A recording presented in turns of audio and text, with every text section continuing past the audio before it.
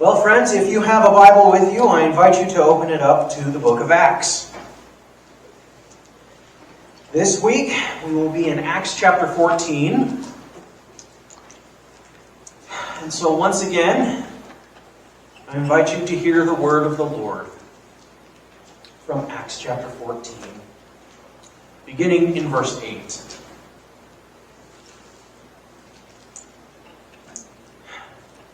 In Lystra, there was a certain man who lacked strength in his legs. He had been crippled since birth and had never walked. Sitting there, he heard Paul speaking. Paul stared at him and saw that he believed he could be healed. Raising his voice, Paul said, "Stand up straight on your feet." He jumped up and began to walk. Seeing what Paul had done, the crowd shouted out in their Lycaonian language, "The gods have taken human form and come down to visit us." They referred to Barnabas as Zeus and Paul as Hermes, since Paul was the main speaker. The priest of Zeus, whose temple was located just outside the city, brought bulls and wreaths to the city gates. Along with the crowds, he wanted to offer sacrifices to them.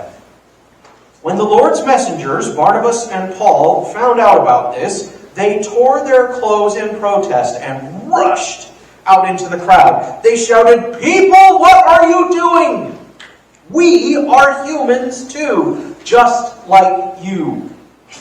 We are proclaiming the good news to you. Turn to the living God and away from such worthless things. He made the heaven, the earth, the sea, and everything in them. In the past, he permitted every nation to go its own way. Nevertheless, he hasn't left himself without a witness. He has blessed you by giving you rain from above as well as seasonal harvests and satisfying you with food and happiness." Even with these words, they barely kept the crowd from sacrificing to them. Jews from Antioch and Iconium arrived and won the crowds over. They stoned Paul and dragged him out of the city, supposing he was dead. When the disciples surrounded him, he got up and entered the city again. The following day, he left with Barnabas for Derbe. Once again, brothers and sisters, this is the word of the Lord. Thanks be to God.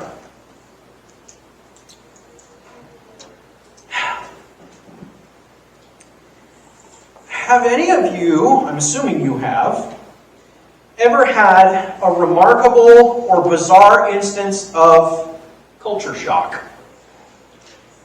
Where you have found yourself in a different cultural kind of setting, and something happens or something is said, and you kind of go, "Oh, we are not in Kansas anymore, Togo."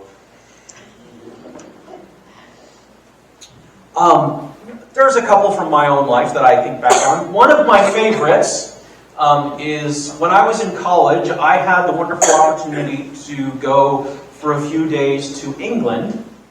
And while I was there, I got to make a pilgrimage up to Oxford, because Oxford is where J.R.R. Tolkien and C.S. Lewis were professors, where they taught and where they wrote The Lord of the Rings and the Chronicles of Narnia. So, as any good nerd, when you are in the country, you have to go to where these people, these heroes were. And I got to go to the pub, the Eagle and Child pub, where they sat with all of their other friends known as the Inklings, and they got to sit and talk and share their writings and work together. And it is like this just amazing moment where you arrive and you walk in, and it was like, I've heard stories, I've seen pictures, but I'm here. This is great. I may or may not have cried. I did cry. Who am I kidding? But anyway, you walk in, and it's just a regular old pub.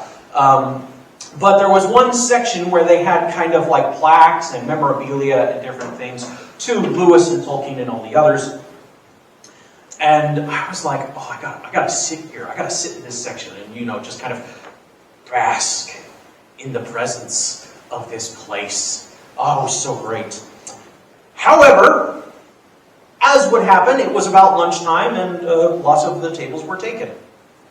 There was one table that was for 2 people, and there was a gentleman sitting there, a little bit older than me, and I did something that was extremely brave and extremely out of character for me.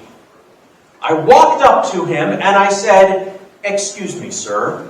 I hate to bother and be an inconvenience, but I have traveled a long way to come here, and I was wondering if I could sit at this table and enjoy some lunch."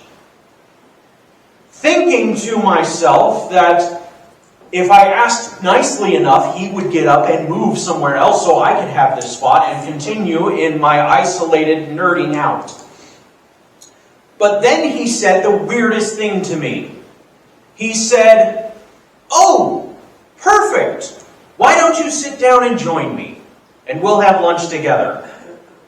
And I was like, have lunch with a perfect stranger? What in the world? This is so not okay. We are not in Kansas anymore.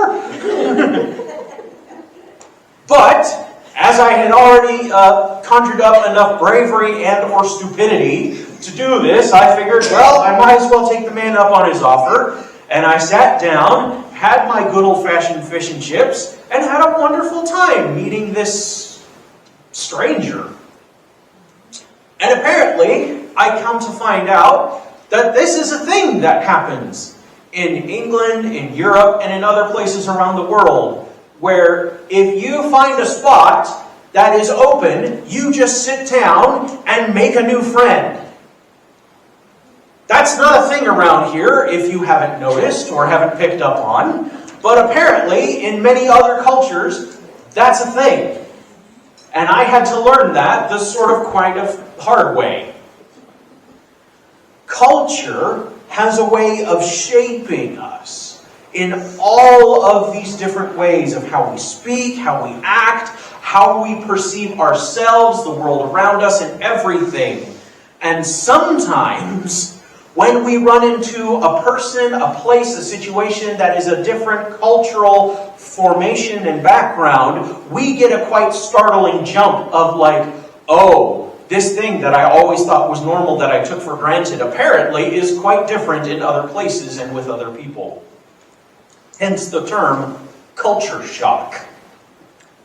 And friends, sometimes culture doesn't just get in the way of how we understand ourselves and the world around us, but culture can actually get in the way of how we think about, how we understand and interact with God and the gospel. Culture is very powerful. We're going to talk about that a little bit with our text today. But first, let's take a few steps back and see what's going on. We're continuing this journey through the book of Acts, through Luke's story of the church, and primarily in this section looking at the journeys of Paul as a missionary. And it says that Paul was preaching in a place called Lystra. And what's fascinating is if you actually look at a map, and wouldn't you know it, I have one. Good heavens. He is actually kind of taking a retracting his steps journey where he started up here, came down, and here, but then he was eventually making his way back up. And if you have one of the kids' coloring pages, it actually shows this a lot better. See, kids know more stuff than we do apparently at times. And so Paul is making a return journey through this place called Lystra. And as he's there, he's been here before, so he's preaching the gospel again, maybe to some new people, maybe to some returning visitors and hearers. But in the midst of his preaching, there's this man who it says was crippled since birth and had never walked. And somehow he is situated, sitting down, because again, he can't walk, he can't stand. He can see and hear Paul. And he sees him and hears him in such a way that he believes the gospel that Paul is preaching. He believes in this Jesus who was dead and crucified and resurrected from the dead and now lives eternally and has brought the gospel to all people. And this man hears the gospel and he believes it. And Paul looks at him and somehow can tell that this guy is believing everything that he's saying. I'm not going to try to zero in and look at any one specific because, well, that would just be awkward for the both of us. But in this preaching, Paul looks and sees someone and he says, You believe. Stand up. Get on your feet. And stand up. And miraculously, the guy does. It says he jumped up and began to walk. This powerful miracle that once again shows not just the power of the gospel, not just shows the truth and reality of the gospel, but the reminder of the gospel bringing healing and restoration physically and relationally, that he may now be a full member of society with the others around him. But then things get really weird, because a miracle of a man crippled since birth, standing up and walking around isn't weird enough. Everybody in that region looks and sees what's happening, and they start to talk in their own language, in their local dialect. They say that this miracle is a sign that the gods have come down among us. If you haven't picked up by now, this particular place that Paul and Barnabas are preaching in is made up entirely of Gentiles. Entirely of Greek foreigners who don't have any concept of Judaism or Yahweh or Torah or any of that. These are people who are completely disconnected from God in any sense. And so they see what happens and they say, this is the gods come down among us. And when they say the gods, they think of the Greek pantheon of Zeus, Hermes, Ares, etc., etc. Because they don't have anything different. Their cultural mindset, this is all they know, this is what they've been raised with, they've been shaped and formed since children, that this is how the world works and this is what's going on. And so they see Paul and Barnabas do this, and their brains just automatically think, that's what's going on here.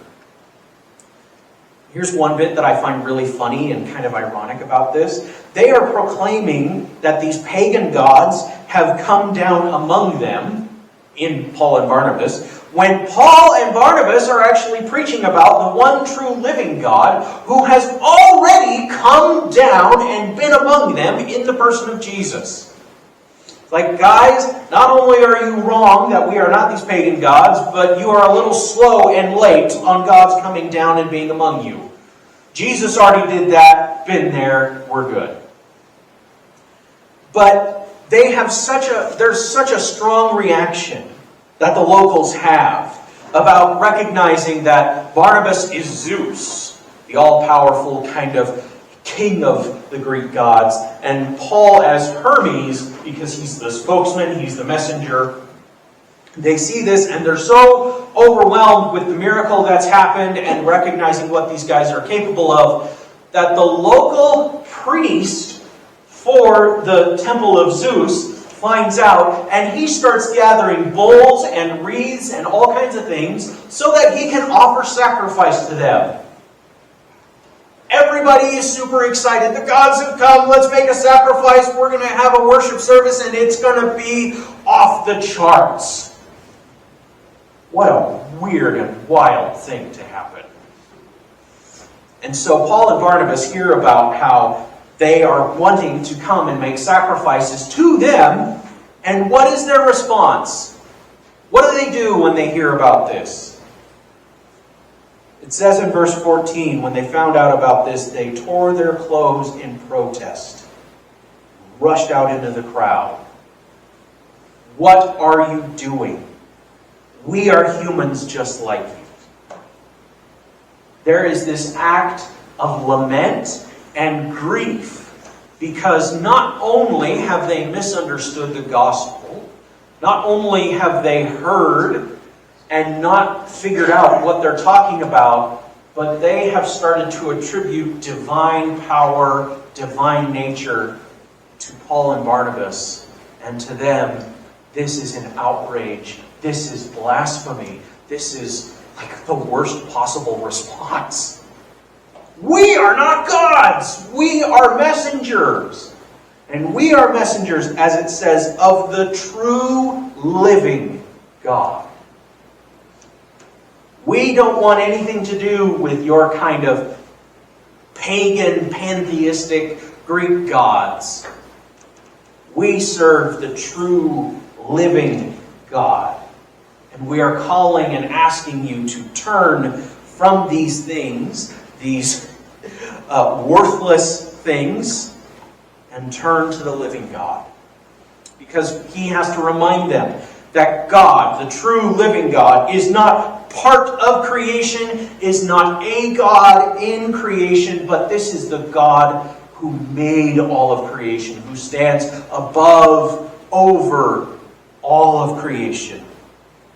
He made the heavens, the earth, the sea, and everything in it. He's not just the God of the air, the God of the earth, or the animals or the people. He is God of everything because he is the one who made everything and is in and through everything.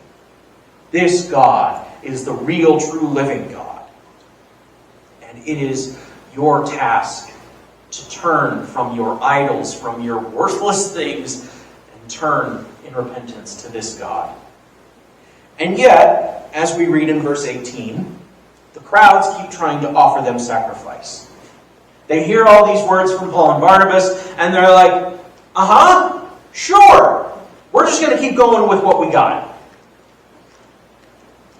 Even hearing these words, seeing the acts of the gospel, hearing the correction that these faithful messengers of God have given them, and they still want to offer sacrifice.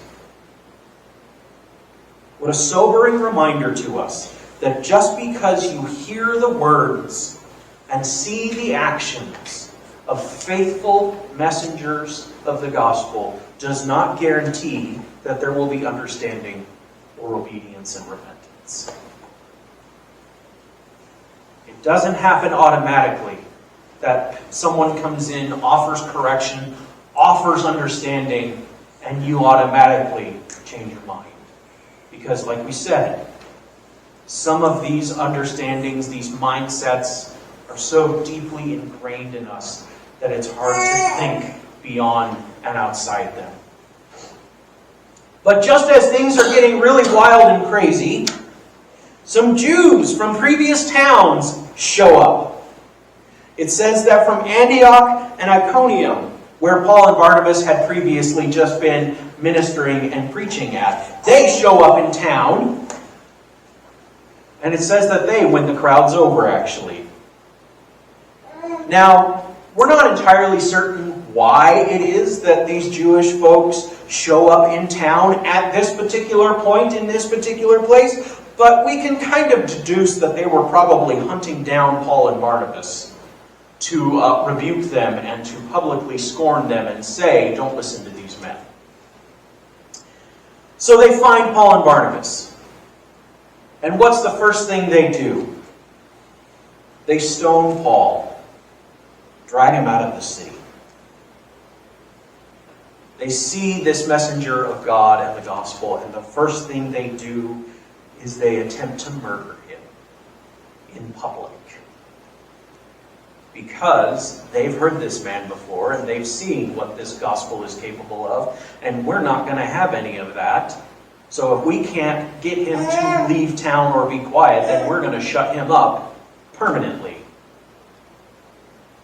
Reminder that preaching the gospel doesn't always end in a happy story. So they drag him out of the city, supposing that he's dead, believing that they've done the good and righteous work of killing and silencing a false prophet.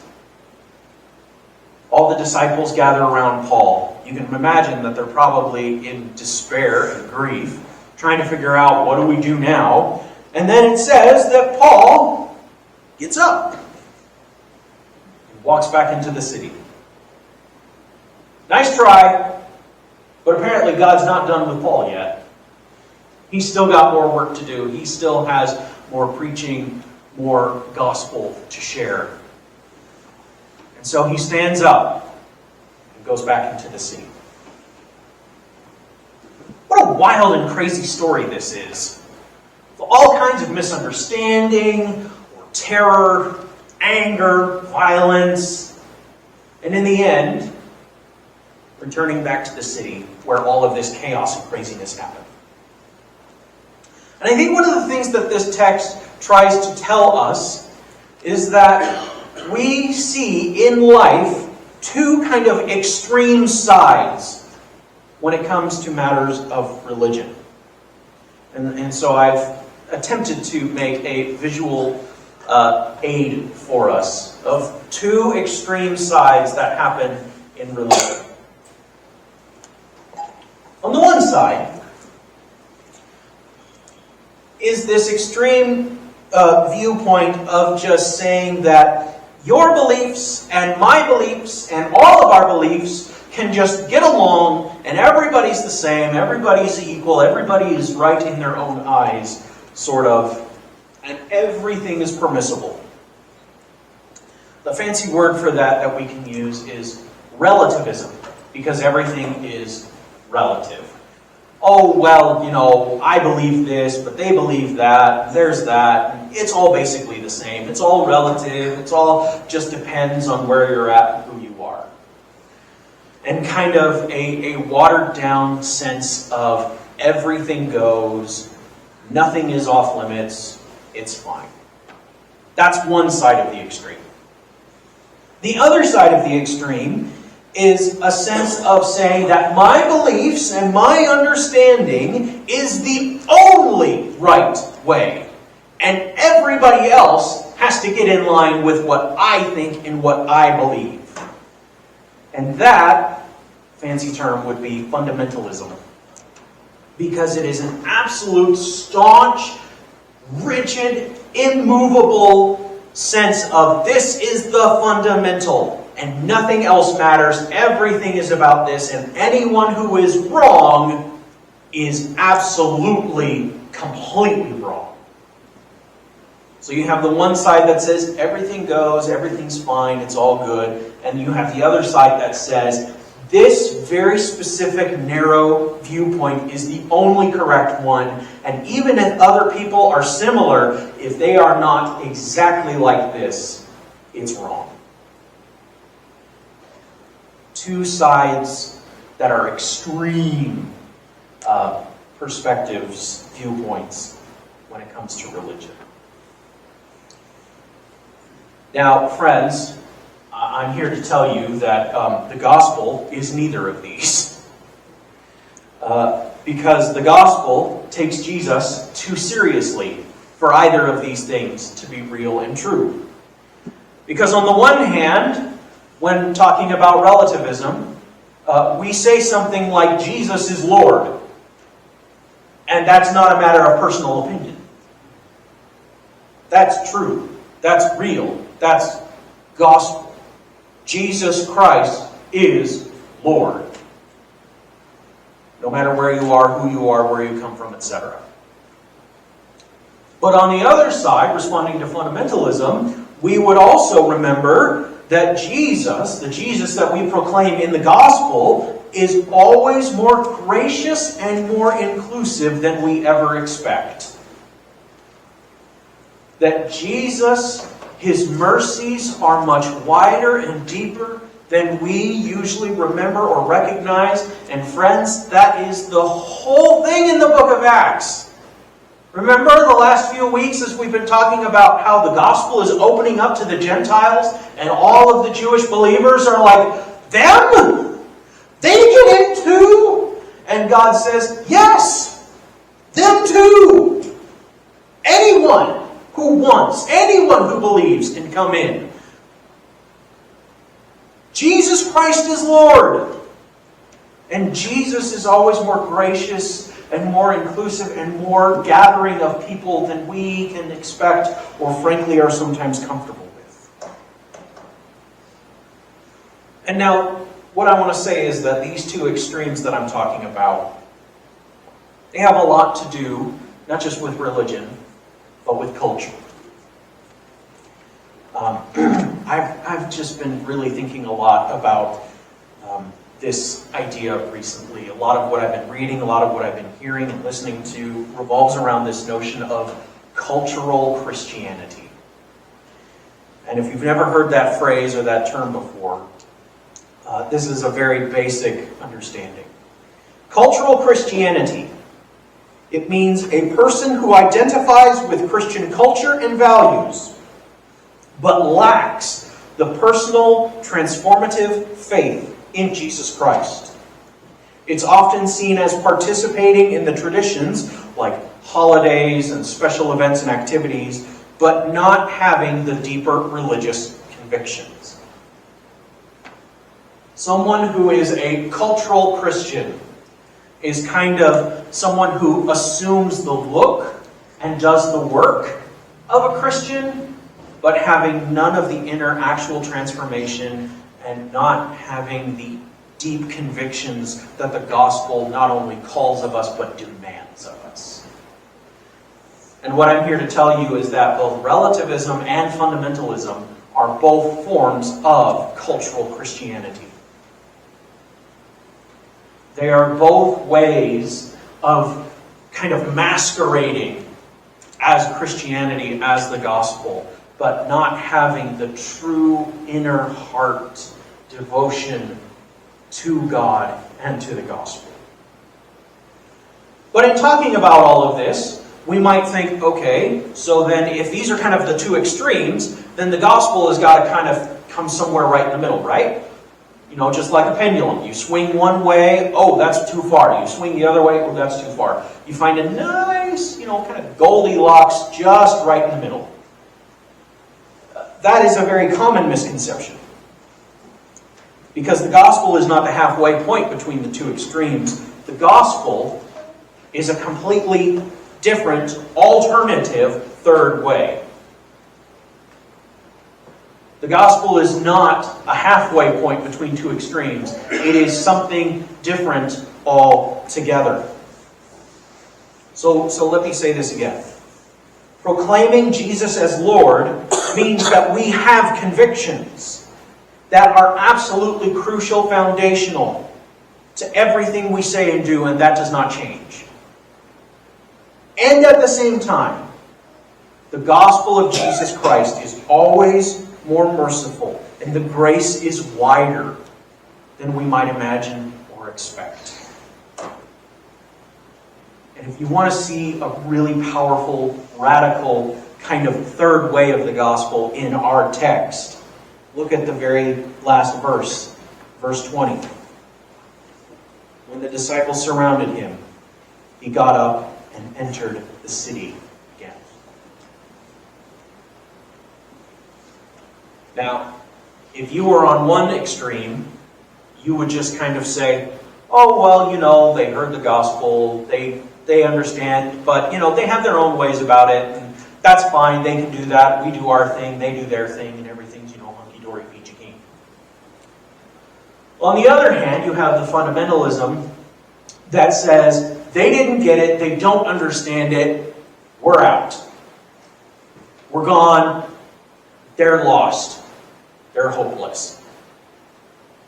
Paul does something entirely different. He remains convicted of the power and the truth of the gospel, and he goes back. Back to the place of chaos, back to the place of confusion, misunderstanding, and even violence. And the threat of his very life. He goes back to that place so that he can preach the gospel again. That is a radical, crazy, third alternate to the extremes that we find. Because most of our cultures would tell you that if someone is threatening your life, you better get the heck out of Dodge. Paul goes back. So I've been thinking a lot about this kind of cultural Christianity, of different ways and different aspects where the gospel kind of clashes up against what we kind of think of as the normal, as regular speech and action and behaviors. And the gospel comes and says, actually, if you take Jesus seriously, something's going to be different. Something's got to be changed here.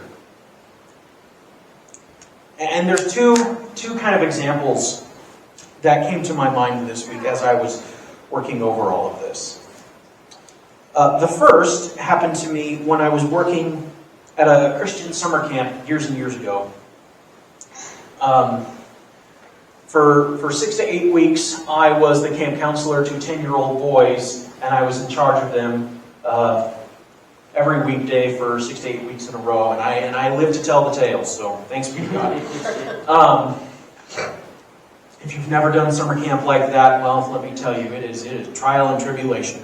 But one of the things that happened every morning was all the campers would get up and get ready, and we would go down to the big field that was right outside the meal hall, and we would all kind of stand around in our own little sections, in our own little areas, and there was a giant flagpole right in the middle where they had the American flag and I think it was the Christian flag raised up. And every morning we had the ritual of announcements and different things as we're getting ready. And one of those aspects before we would go to breakfast was all of the kids, all the campers, everybody would stand there and say the Pledge of Allegiance.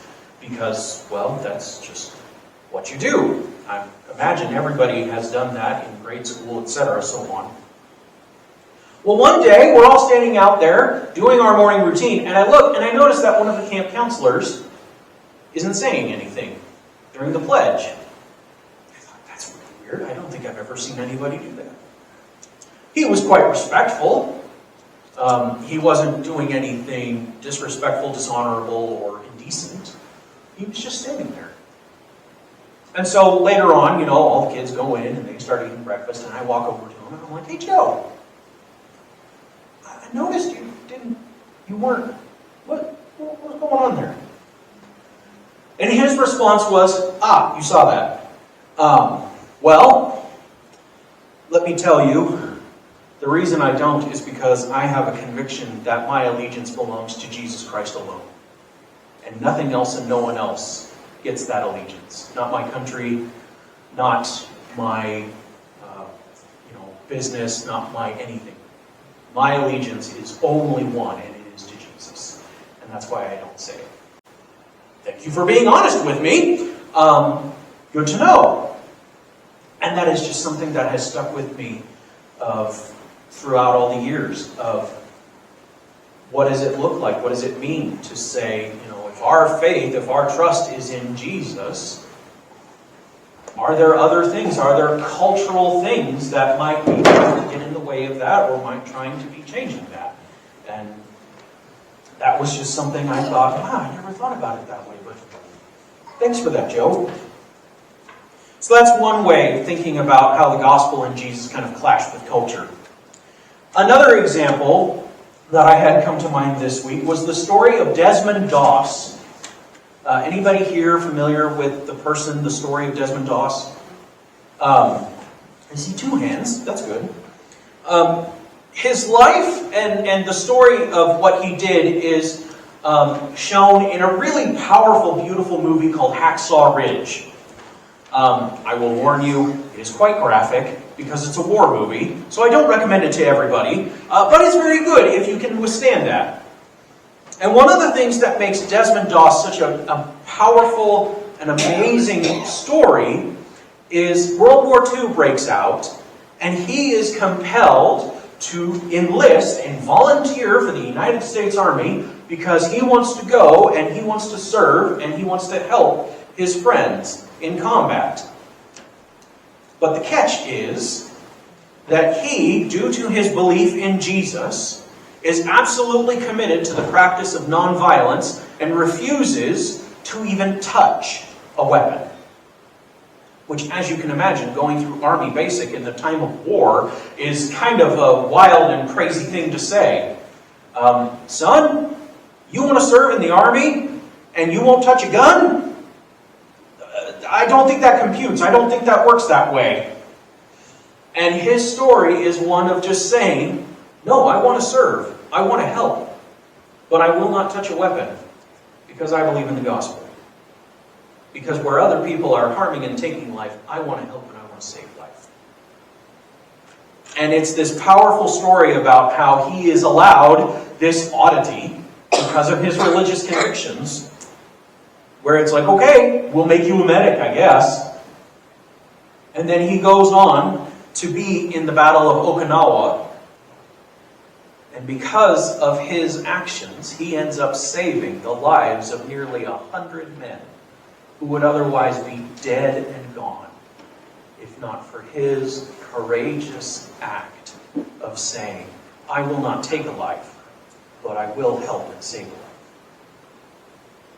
Because of his belief in the gospel of Jesus Christ. Jesus has a way of making us uncomfortable and rattling us at times. Sometimes a little too uncomfortably. And if you haven't noticed, that seems to be a recurring theme throughout the book of Acts and in Luke's story about the church. About what does it mean, what does it look like, how does it happen that we live out the gospel in this world, in this empire, in this culture all around us that lives and speaks and acts quite differently at times. And you'll notice that over and over again, Paul and Peter and the others, they do so by proclaiming and embodying the gospel, by using their speech, by using their actions, by using their very lives to show forth the truth of the gospel. But they never do so in the ways that the world or the empire or the culture normally does. Like gathering power so that they can rule over people and enforce the gospel. By playing tricks or by deceiving people into believing the gospel. Or making unnecessary compromises in saying, well, it's fine. It's okay. We believe in Jesus, but you do whatever you want. I'm sure God's good with it. And I tell you what, when we live in a world, when we live in a time and a place where these two extremes of relativism and fundamentalism are rampant, and we are called by Jesus Christ to live the gospel life that is a weird, alternative third way, it's going to be uncomfortable for us, and we are going to make some enemies on both and all sides. But what do Paul and Peter and the apostles show us? That if we are faithful, even in the midst of adversity, he is faithful to us. That if we truly take the reality of the gospel seriously, even though it may harm us and cause us to lose our life, God is faithful. And this is how he is bringing redemption to the world.